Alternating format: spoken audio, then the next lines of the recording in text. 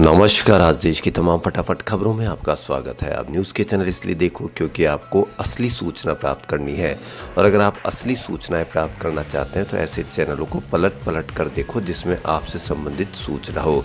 जैसे आपके बच्चों की बेरोजगारी से, बढ़ते पेट्रोल के दामों से, बढ़ते बच्चों की फीस से, कोरोना काल में जो अस्पतालों में आपने समस्याएं भुगती हो उससे संबंधित कोई सूचना हो, तो ऐसी सूचनाओं को बढ़ावा दें, वरना आप ये भुगतते रहोगे।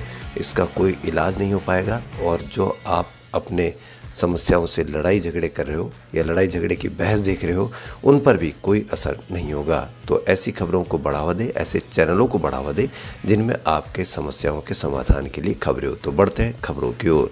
उत्तराखंड में बाढ़ और बारिश से अब तक 52 लोगों की मौत हो चुकी है। एनडीआरएफ के आईजी अमरिंदर सिंह सेंगर ने एनडीटीवी से कहा कि तकरीबन 4000 गांव बाढ़ में बुरी तरह से घिरे हैं। गृह मंत्री अमित शाह आज उत्तराखंड में आपदा प्रभावित इलाकों का दौरा करेंगे। वो देर रात देहरादून पहुंचे। गृह मंत्री अधिकारियों के साथ बैठक भी करेंगे। राज्यों के कुछ इलाकों में जहां भूस्खलन हुआ है वहां लापता लोगों की तलाश तेज की गई है। इस त्रासदी में 4000 से ज़्यादा गांव प्रभावित हुए हैं, जिनमें से करीब 1000 बिजली कट जाने की वजह से अंधेरे में है। अल्मोड़ा और रानीखेत के इलाके भूस्खलन के बाद बाहर के इलाकों से अब भी कटे हुए हैं। बारिश रुक गई है लेकिन बचाव की चुनौतियां जारी है। उत्तराखंड में अब लापता लोगों की तलाश तेज की गई है। बुधवार को नैनीताल जिले के तल्ला रामगढ़ में 2 लोगों के शव मिले। अब भी जिन इलाकों में भारी भूस्खलन हुआ है वहां कई लोग लापता हैं जिनकी तलाश की जा रही है। देश में पेट्रोल डीजल ने हर रिकॉर्ड तोड़ दिया। हालात ऐसे हैं कि अब ईंधन, तेल, विमान ईंधन एटीएफ से भी महंगा हो गया है। अंतर्राष्ट्रीय बाजार में कच्चा तेल जैसी तेजी दिखा रहा है, उसके चलते तेल के दामों में राहत की उम्मीद ही नहीं है। अलबत्ता तेल के दाम और बढ़ सकते हैं। गुरुवार यानी 21 अक्टूबर यानी आज तेल में फिर जबरदस्त बढ़ोतरी की गई है। राजधानी दिल्ली में ही पेट्रोल में 35 पैसे प्रति लीटर महंगा हो गया। वहीं डीजल के दामों में भी आज ऑयल मार्केटिंग कंपनी ने 35 पैसे की बढ़ोतरी की है। इस महीने देखा जाए तो लगभग 15 दिन तेल के दामों में बढ़ोतरी हुई। बता दें कि पिछले साल अप्रैल में अंतर्राष्ट्रीय बाजार में तेल के दाम टूटकर $19 प्रति बैरल तक पहुंच गया था। इसके कारण कोरोना वायरस महामारी की रोकथाम के लिए विभिन्न देशों में लगाया गया लॉकडाउन था।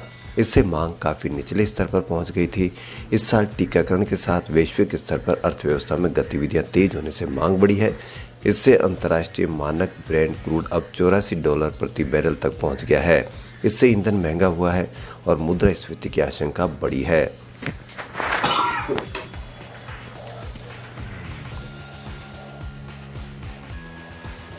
कांग्रेस के वरिष्ठ नेता रजनी पाटिल ने बुधवार को कहा कि जम्मू कश्मीर में सब कुछ सामान्य होने के केंद्र की भारतीय जनता पार्टी ने सरकार के दावे बेगुनाहों के खिलाफ जारी हिंसा की घटनाओं से खोखले साबित हुए हैं। कांग्रेस के प्रवक्ता के मुताबिक जम्मू कश्मीर के लिए पार्टी प्रभारी पाटिल ने यहां पहुंचकर कांग्रेस के वरिष्ठ नेताओं के साथ मौजूदा स्थिति की समीक्षा की। कांग्रेस नेता ने कहा कि भाजपा के नेतृत्व वाली केंद्र सरकार की घाटी में सब कुछ सामान्य होने के दावे पूरी तरह से खोखले साबित हुए हैं और निर्देशों, विशेष रूप से अल्पसंख्यकों को दिन प्रतिदिन आतंकवादियों द्वारा निशाना बनाकर मारा जा रहा है, जो बहुत ही गंभीर और चौंकाने वाला है। पार्टी ने पूंछ जिले के मेंढर और सुरनकोट के अलावा राजौरी जिले के थान मंडी के वन क्षेत्रों में सुरक्षा बलों के एक अभियान में 2 जूनियर कमीशन्ड अधिकारियों सहित 9 जवानों की मौत पर भी चिंता व्यक्त की।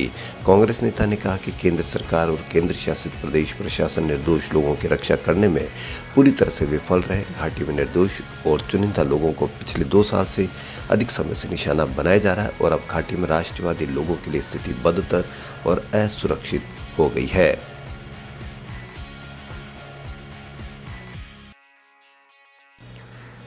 सार्वजनिक क्षेत्र की दूरसंचार कंपनी बीएसएनएल को देश में इनमारसेट के ग्लोबल एक्सप्रेस मोबाइल ब्रॉडबैंड सेवाओं की पेशकश को लेकर लाइसेंस मिला है। इससे इनमारसेट टर्मिनल का उपयोग कर एयरलाइन के लिए उड़ानों के दौरान तथा समुद्री जहाज़ों को उच्च गति की संपर्क सुविधा दी जा सकेगी। ब्रिटेन की मोबाइल सैटेलाइट संचार कंपनी इनमारसेट ने बुधवार को एक घोषणा की। इनमारसेट इंडिया के प्रबंध निदेशक गौतम शर्मा ने कहा कि स्पाइसजेट लिमिटेड और शिपिंग कॉरपोरेशन ऑफ इंडिया पहले ही नई GX सेवाओं के लिए समझौता कर चुकी है। इससे 50 एमपीबीएस की क्षमता उपलब्ध हो सकेगी। GX सेवा की शुरुआत के साथ भारतीय घरेलू एयरलाइंस और अंतर्राष्ट्रीय विमानन कंपनियां देश के ऊपर से उड़ान के दौरान उच्च गति की संपर्क सुविधा प्रदान कर सकेगी। साथ ही यात्री इंटरनेट का उपयोग कर सकेंगे, सोशल मीडिया मंचों का उपयोग कर सकेंगे और ईमेल आसानी से भेज सकेंगे।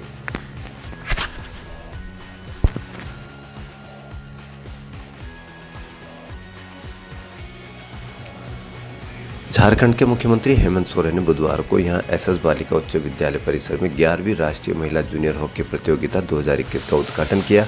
इस मौके पर सोरेन ने अंतर्राष्ट्रीय हॉकी स्टेडियम का शिलान्यास करते हुए कहा कि हॉकी को उसकी पराकाष्ठा पर पहुंचाने और खिलाड़ियों को उम्दा संसाधन उपलब्ध कराने के उद्देश्य से वे स्टेडियम की आधारशिला रख रहे हैं।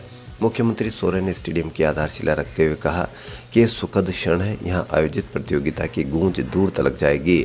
मुख्यमंत्री ने कहा कि राष्ट्रीय और अंतर्राष्ट्रीय स्तर पर बेहतर प्रदर्शन करने वाले खिलाड़ियों को सरकार अपना अंग बनाकर सीधी नियुक्ति दे रही है।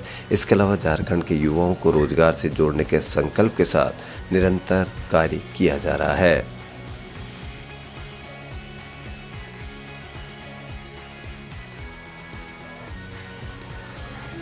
भारतीय रिजर्व बैंक ने कुछ निर्देशों का पालन नहीं करने पर पेटीएम पेमेंट्स बैंक लिमिटेड पर 1 करोड़ रुपए और वेस्टर्न यूनियन फाइनेंशियल सर्विसेज पर 27.78 लाख रुपए का जुर्माना लगाया है।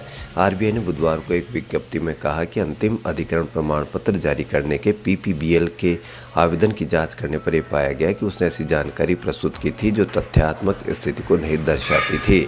विज्ञप्ति में कहा गया कि चूंकि भुगतान और निपटान प्रणाली अधिनियम 2007 की धारा 26(2) में उल्लिखित प्रावधान के तहत अपराध है, इसलिए PPBL को एक नोटिस जारी किया गया। उसमें कहा गया कि व्यक्तिगत सुनवाई के दौरान दी गई लिखित प्रतिक्रियाओं और मौखिक बयानों की समीक्षा करने के बाद रिजर्व बैंक ने तय किया कि उपरोक्त मामले में मौद्रिक जुर्माना लगाया जाना जरूरी है।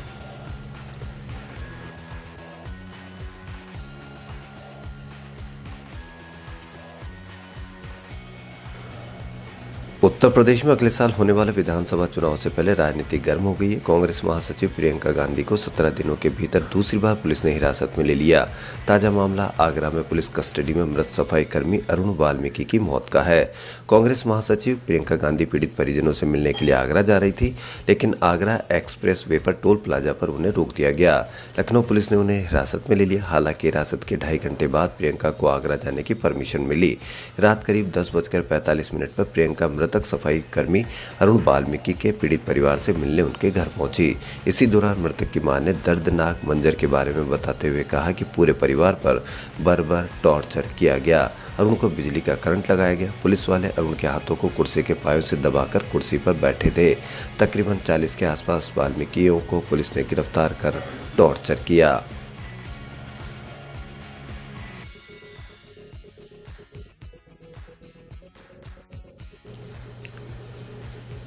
एक्टर अक्षय कुमार की अपकमिंग फिल्म सूर्यवंशी दिवाली के एक दिन बाद 5 नवंबर को रिलीज होने वाली है। अब खबर आ रही है कि इस फिल्म को देश में करीब 3000 स्क्रीन पर रिलीज किया जाएगा। सूत्रों के मुताबिक मेकर सूर्यवंशी को रिकॉर्ड संख्या पर स्क्रीन पर रिलीज करेंगे। ये हिंदी फिल्म इंडस्ट्रीज के लिए करो या मरो की स्थिति होगी। मेकर सूर्यवंशी की रिलीज के लिए कम से कम 2600 से 2800 स्क्रीन आरक्षित करने की योजना बना रहे हैं। बता दें कि रोहित शेट्टी के निर्देशन में बनी इस फिल्म के हाल ही में CBFC ने UA सर्टिफिकेट भी दे दिया है। मूवी को बिना किसी कट के CBFC ने अप्रूव किया है। खबरों फिलहाल इतना ही। यदि आपको हमारा चैनल पसंद आए तो लाइक, सब्सक्राइब और शेयर अवश्य करें। धन्यवाद।